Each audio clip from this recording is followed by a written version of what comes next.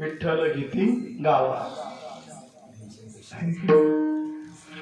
झाले म्हणले ना तुम्ही तरी पण बरं तुम्ही हुशार तुम्ही यायला उभं करून दिला आता कसं काय तुमच्या हातात काहीच नाही आला आता तेल गेले तूप गेले ना ती दुपाटणे आले हे की नाही सगळे गायनार काय शोर सम्राट माणसं आहे माझ्या आजूबाजूला सगळं एका होणं बळी आहे की नाही पण आनंद एक होतोय शरीराला ना बाबाजी लेकर सगळे टवटवीत दिसतात कोणाचा चेहरा सुकला नाही कोणाचा पडला नाही पडला एखाद्याचा फोटो काढून घ्या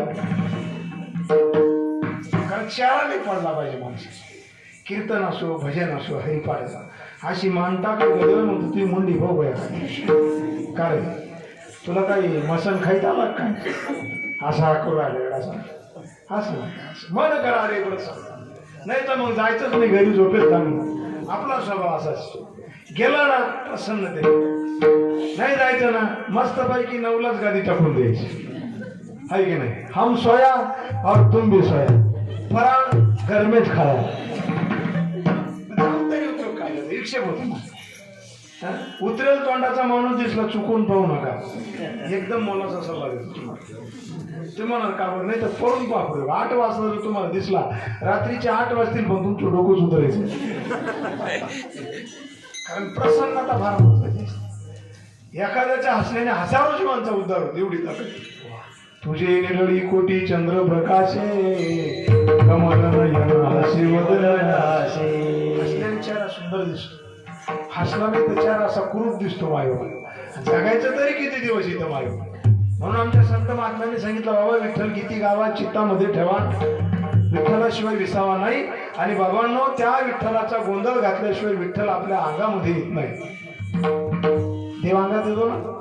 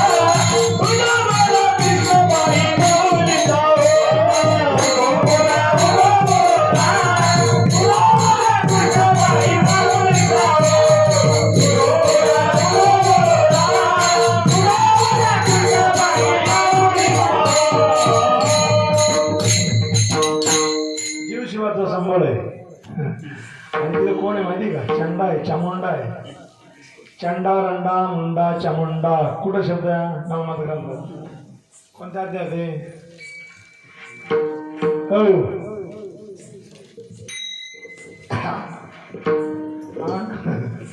मी पारायण करणारे माणसं आहे आणि नवनाथ पारायण करत जा वर्षातून एकदा गुरुचरित्र वर्षातून एकदा करत जा करा करा लय मोठे देव आहेत ते त्यांच्यापासूनच आपण आलेलो विठ्ठल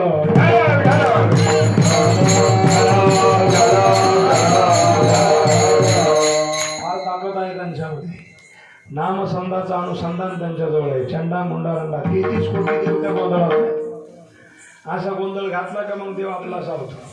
आपल्या हृदयामध्ये अवतीर्ण होतो तो देव. अंगातच आहे तो शोधायचा आहे. कापूर अग्नीतच आहे आणि अग्नी कापुरात आहे, पण पेटवला का मग समजतो. त्याच्याशिवाय कळत नाही. आणि मग हे करण्यासाठी निष्ठा पाहिजे. तुकाराम महाराज इतर देवाला नाव ठेवत नाही, पण ते म्हणता एक गवा विठोबाचे नाव. आणि धमकीने सांगितलं अनेकाचे नाम नाही आता. काय गरज नाही. किती सरतुड भाषा.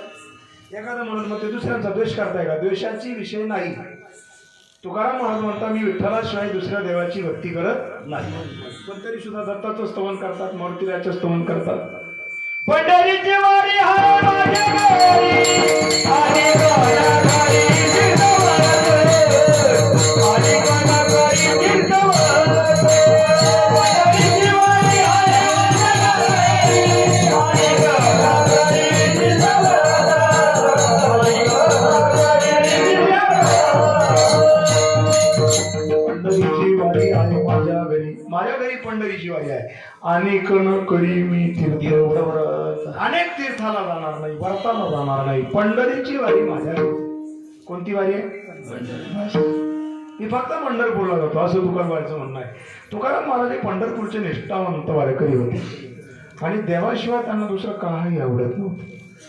4-4 महिने भांडाऱ्यावर भजन करायचे. भांडारा संपला का भरोड्यावर जायचे. भरोड्यावर सुटले का भामचंद्रावर भजन करायचे. किती महिने? हा मग आपण कोणत्या डोंगरावर चालते होत्या? चंद्रेश्वरला जाते की खाली? तुमच्या घरचे तुम्हालाही मारतील मलाही आणतील. वेळे झाले म्हणतो तुम्ही डोंगरावर चालल्या. अरे बरं आहे ना परमार्थामध्ये. परमार्थ आनंद देतो माणसाला. आनंद कुठेही मिळत. चिलम प्यानाऱ्याला चिलम प्यानाराच आनंद. त्याचा विचारलं काय करतो? नाही हो त्याच्याशी होतच नाही. मळ मग आनंद आहे. श्याम प्यारे से जिसका संबंध है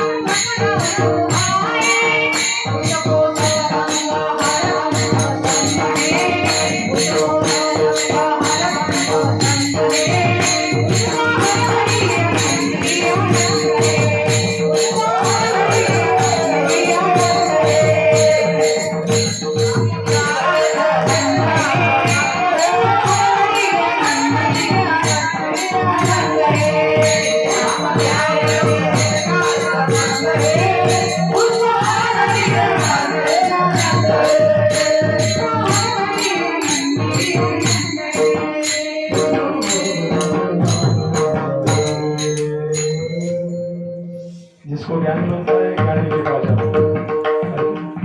जिसको ध्यान लगता है वो ध्यानी के पास जाता है. जिसको गुण लगता है गुणी के पास जाता है. जिसको गायन लगता है वो गोरख महाराज के पास चला जाता है. गायन गान सम्राट. जिसको जिसको आनंद उसको उसको मिलता है. किती सुंदर प्रमाण दिलं. किती भाऊक झाले बघा तुम्ही. काय आनंद आहे भजनात. भजनासारखा आनंद जगात नाही. तुम्ही जेवढे आले तेवढे भाग्यवान आहे. पंढरीला जायला जमलं नाही पण आपली प्रति पंढरी झाली.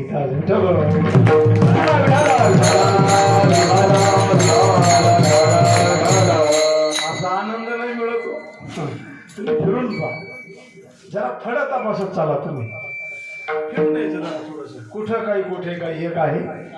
जरा चव घ्यायचीच पण माणसाने. ह्या मडक्यात काय त्या मडक्यात काय. चव घेतल्याशिवाय खरा ठिकाणा सापडत नाही. फिरायचं जरा माणसं. आनंद आतूनही आहे आणि बाहेरून आहे तो खरा आनंद. बाहेर काही ठिकाणी आनंद असतो, पण आनंद आतून मिळणं फार गरजेचं आहे. आतला आनंद आणि बाहेरचा आनंद यांचं एकीकरण झालं का परब्रह्म सावळा हातात यायला उचलला. वैकुंठीचं निधान आहे, योग्यांचा निधान पंढरीश परमात्मा आहे, आणि तो साधक दशेमध्ये प्रचितीला येतो. हा खरा एकादशी जाणून साधक दशेमध्ये आहे भगवान.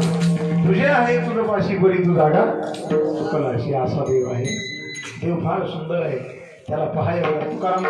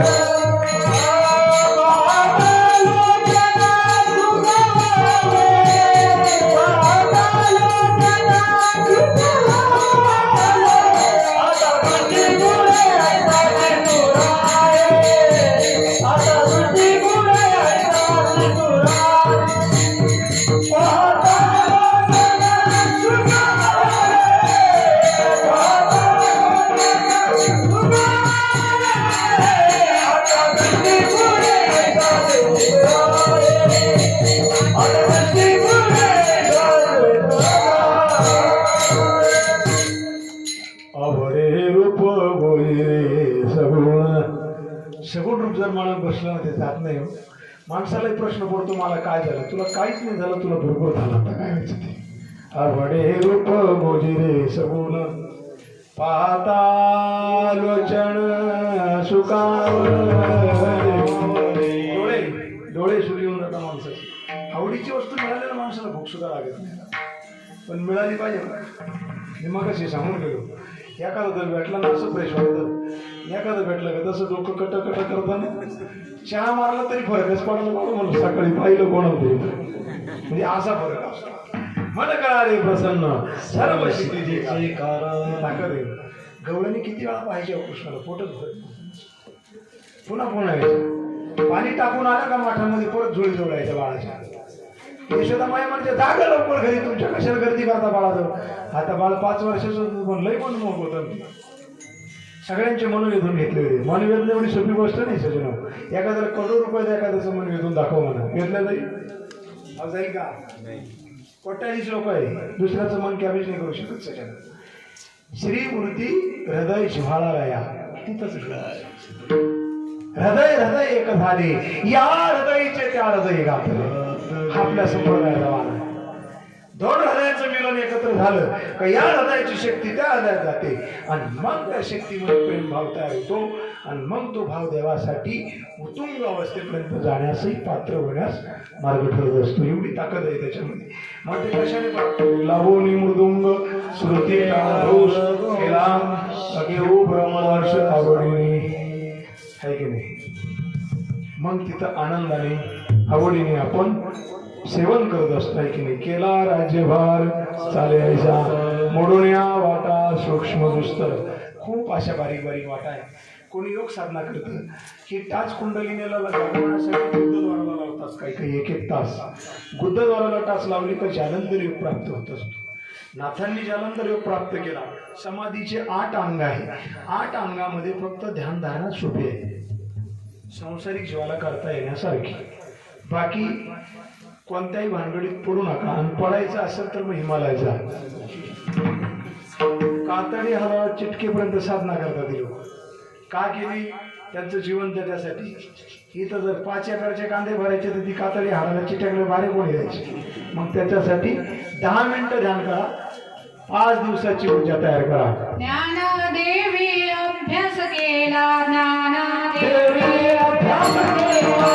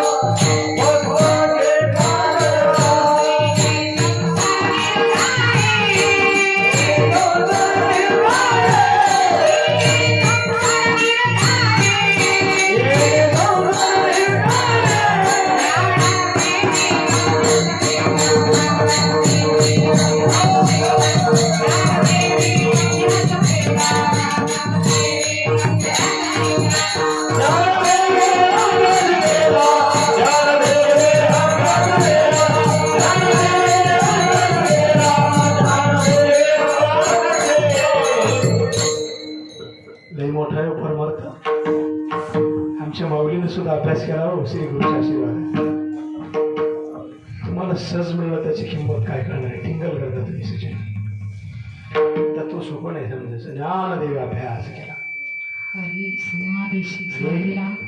ह्या परमार्थासाठी माणसं वेळी झाली पण मिळत नाही. हा परमार्थ 10-15 वर्षापूर्वीची 7-8-10-11 वर्षाची गोष्ट असेल. जुन्या कावसांना बंडोबाबाच्या दर्शनासाठी व्याकुळ झालेली बाई रडत इडत होती पैठणच्या वारीमध्ये. आम्ही नावेमध्ये बसलो. कोण वारकरी होती माझ्या आठवणीत नाही आता. काही निमगावचे पण पोरं होते माझ्याबरोबर. ती बाई आमच्याबरोबर नावेत बसली. कारण वाळवंटापासून असं उंच जागेवर जे गाव दिसतं का ते जुनं कवसान. तिथं बंडोबाबाची समाधी आहे. आम्ही बऱ्याच दिवसाचं पैठणला जायचो मास्तर बाबाच्या दिंडीमध्ये. पोरांना म्हणलं चला रे आपण. कोण होता का रे जाईल. हां चला म्हणलं बंडोबाबाला भेटून येऊ आपण. अरे आपला परंपरेची मिराशी इथे पैल किनाऱ्यावर वाळवंटापासून नेहमी पाहायचो मी. कोणतं गाव असेल होय ज्या ठिकाणी हरणाबाईला पैठण गावामध्ये किरोबाबाच्या कीर्तनाचा बोध झाला ते पैठण गाव. किरोबाबाला हरणाबाईच्या कीर्तनाचा बोध झाला. हरणाबाईने कीर्तनामध्ये बोध केला ते पैठण गाव. जुन्या कावसाला बंडोबाबाची समाधी आहे. असं वाळवंटामध्ये दिंड्या उतरला का असं उंच दिसतं ते गाव. आणि तिथं जायचं म्हणलं का मग याला जावं लागायचं. ती बाई पण आमच्या बरोबर बसली. तिकडची होती बिचारी आठवड्याजवळ. आणि रडायची सारखे डोळ्यात पाणी यायचं. तिथं आम्हाला नाही कल्पना मला ना कोण रडते बाई. परक्या स्त्रीला कोण विचारणार का रडते अशी. कोण जायचा भाव कोण येईल तैसा देव. कोण विचारणार डेअरिंग करू. पण मी ओळखलं जाणे अंतरीच्या खुणा. बंडोबाबाच्या समाधीच्या दर्शनासाठी वेळी पिशी झाली आहे की नाही. दाशी जनीने वावळीला वेळी पिशी दाशी जनी. काय अभंग जनाबाईचे सुद्धा. वेळ व्हावं लागतो भक्तीमध्ये. ध्यास लागला का माणसाला करमत नाही. श्री गुरुशिवाय करमत नाही. ही खरी अवस्था आहे बरं का. खरी अवस्था फार वेगळी असते बरं. आणि ती श्री गुरुलाच समजते बरं का. हा मुरमुऱ्याचे पोते बांधतो का नुसतं चुरगळून देतो हे श्री गुरुला कळतं. त्याला एवढं समजायचं नाही श्री गुरुला. माझ्या अंतरीचा जाणून या भाव तू हा स्वरूप दाखविले. चिन्मय स्वरूप दाखविले. पुणे पूर्ण दाखविले.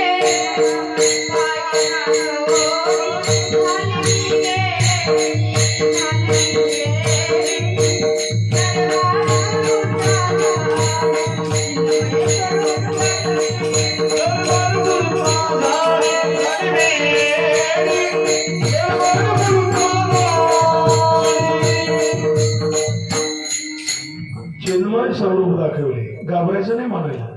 तुम्ही घाबरायले तरी बाहेर येते. कारण गुरु कृपेची मातच अशी आहे. नको नको नको नको म्हणूनच दिलं शेवटी. गुरु कृपाच अशी असते सगळं. कृष्ण कथा सांग जेने तुटेल भांग. ही कथाच अशी असते सजन. चिन्मय स्वरूप दाखविले. कोण दाखवतंय स्वरूप. देव कसा आहे हे जाणण्याचं शक्तीपीठ जिथं आहे ते खरं संत स्वरूपामध्ये आहे. आणि एकदा ते आपल्याला मिळाले त्यांनी महावाक्य दिलं की जीवाचं कल्याण झालं. खुंटली धावा काय गोड लागत नाही माणसाला.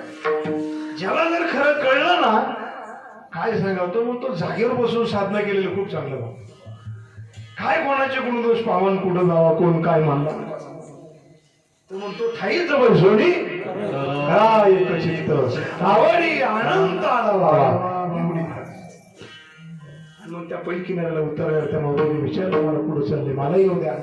मी जुन्या कावसाने समाधीजवळ सपान शरीर टाकून दिलं. धाय बघून रडली. मोकळा होतो बरं का साधकाला रोज लागली पाहिजे जरा थोडीशी. काहीला म्हणलं कावर फोन नाही केला. जीव घाबरतो ना तुला काय ते तुम्ही फोन मधून मार्क मारायला काही हॅलो जे इथं कर पुढे पाहून काय होईल ते होईल. जीव घाबरतो. ही ताकदच कळत नाही लोकांना. काय किती सांगावं समजून. एकदा फोन तर कर ना. फोन मध्ये तर काय बाबा सटकन मोडून द्यायला ना मारलं तरी पण असंच आहे. विठ्ठल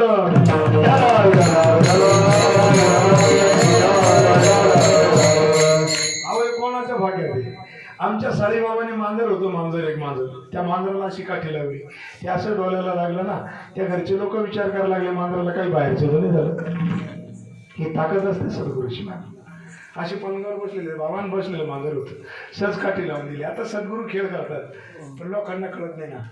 चिंचेच्या पानावर देऊळ रचिले आधी कळस मग बाहेर देव पूजू गेलो तव ते देऊळ उडाले रे.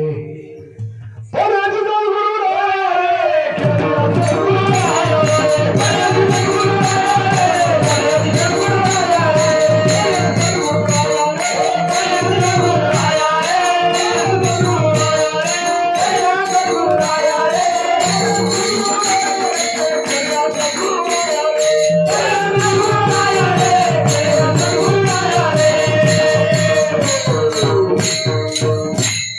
किती गोड वारुडे बाई. लोक चांगलं वारुड सोडून देते आणि कुठलंही बाकीला तर घेऊन येते. कसं दिसते कशी पाटली जशी एका वारुड पुस्तकातलं काय, साडी नेसतील काय, पदर घालतील काय, पावडर लावतील काय, दिसते कशी. लोक हसतात गाण्यासाठी, त्यांना काय मनोरंजनच लागतं ना त्यांना. आणि मग त्याच्यामध्ये म्हणते ती ननंद माझी दिसती कशी, झाडाला चांगली वट वागुळ जशी, तीर माझा दिसतो कसा, खांद्यावर पावड वडावर रसा, दिसते कशी. एकाला म्हणलो कोणत्या ग्रंथात शोध तरी. आणि वरून म्हणायचा की वारकरी संप्रदायाचे लोक फडावर भारूड म्हणून देत नाही. आता त्याला चवत नाही तर म्हणू कसे ते लोक. हे बघत प्राण जोडलेलं भारूड संप्रदायात चालत नाही. चिंचेच्या पानावर देऊळ रचिले आधी कळस मग पाया रे. चिंचेचं पान म्हणजे आईचं शरीर. आईच्या शरीरामध्ये आतल्या भागात जिथे जन्म प्रदान होतो चिंचेच्या पानापेक्षा सूक्ष्म पान आहे. चिंचेच्या पानावर देऊळ रचिले, हे देऊळ आईच्या हृदयामध्ये ती चिंचेचं पान आहे. त्याला उपमा दिली. जिथं गर्भाशयाची वाढ होते त्याला चिंचेचं पान होते. किती बारीक निरीक्षण रूप ऐकणार महाराज. चिंचेच्या पानावर देऊळ रचिले आधी कळस मग पाया रे. आपले पाय अगोदर तयार झाले का डोकं? अहो नक्की सांगा ना.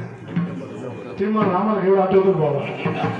डॉक्टरला विचारा तुम्ही, डॉक्टर सांगतो आपल्याला. गर्भाशयामध्ये बाळ कशा स्थितीमध्ये असतं? डोकं खाली असतं, पाय वर असतं. नवमास दिला दंड, वरती पाय खाली म्हणजे रचनाच अशी केली. आधी कळस मग पाया हे शरीर. देव पूजू गेलो, जर साधनेला बसलो ना तर हे देऊळ असं उडायला करतं. काहींचं देऊळ असं गदा गदा असतं, काहींच्या देवळाला असे बारीक असे क्षारी येतात, काही लगेच हसायला लागतात. बरोबर आहे ना? बरोबर आहे का? हरी कृपा होता भक्ता निघती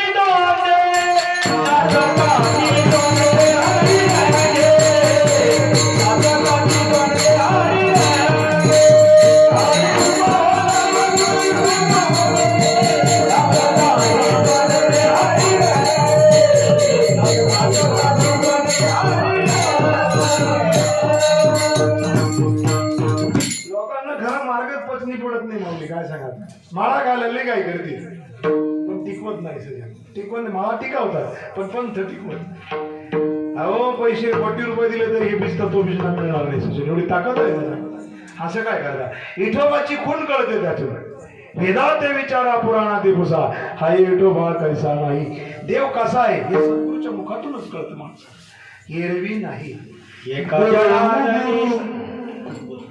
गुरुमुखा तुम्ही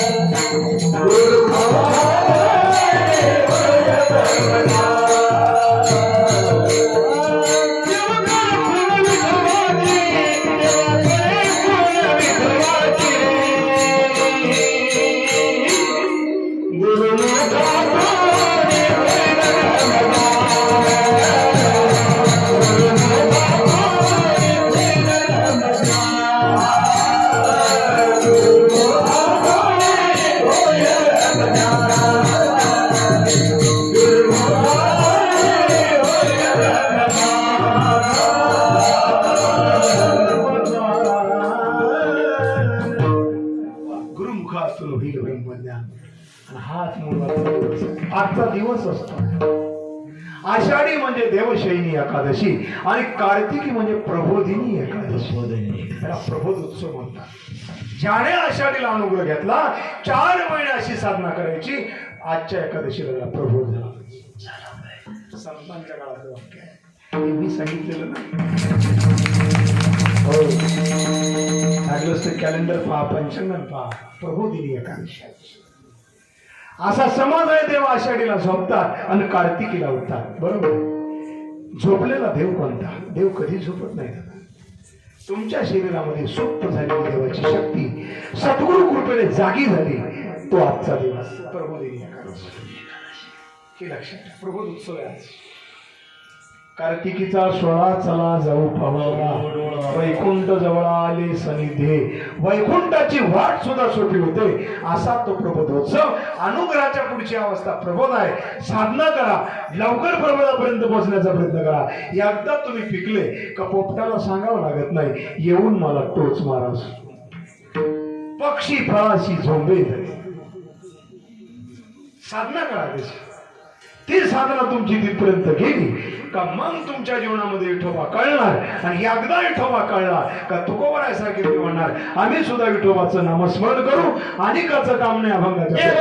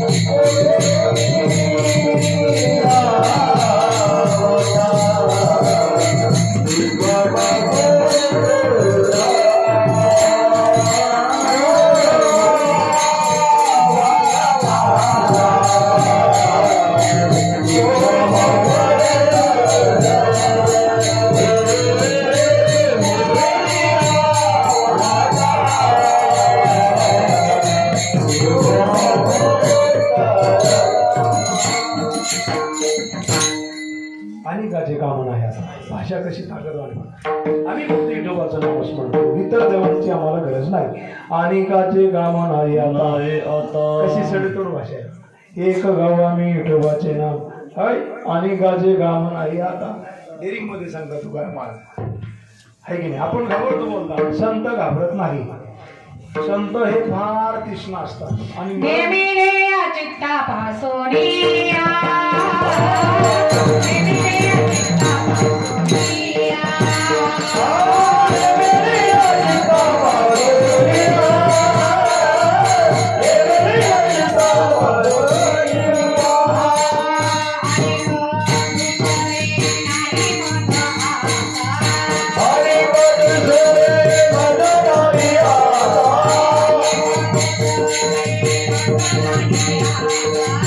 Hare